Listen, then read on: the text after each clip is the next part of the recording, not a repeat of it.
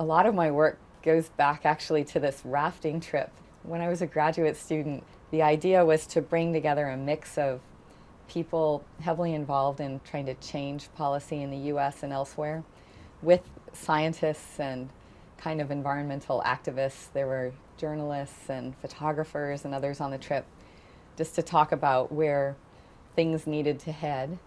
And, there was a lot of challenging of the scientists basically saying, your work on the importance of nature is obviously important, but you're so far from communicating that in a way that could really make a difference from a policy point of view. And, we need numbers, we need ways of assessing, well, if we're going to allocate precious tax dollars or whatever investment it is into something for the public good, we need to know what the return on that investment will be, and we need some confidence.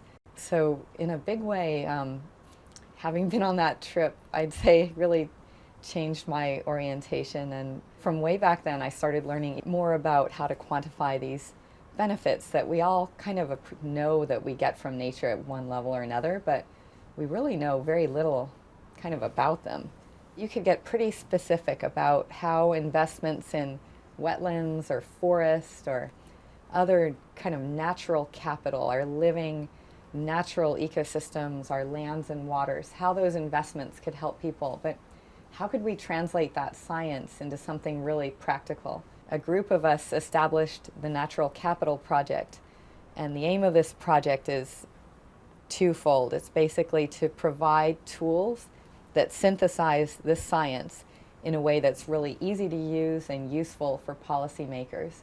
And then the second is to go out and implement these tools in demonstrations in key places around the world where there's a political opportunity, a big decision, major resource decision at stake, where we're invited in and have relationships to get the work done, and where there's the chance to sort of replicate and scale the demonstrations that we hope are successful. You might think, well, how is a software system going to change the world? It sounds pretty geeky and naive, but in a way, we're hopeful that this tool will bring with it just a new way of thinking, a new way of framing this pervasive problem of people up against nature, or the economy up against nature.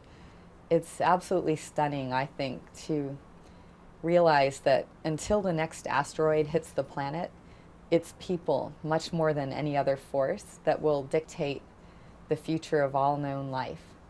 The movement is about much more than a price tag. It's about transforming completely, the way we plan and the way we think about how human societies function and need to be sustained out in landscapes and with their waterways and things.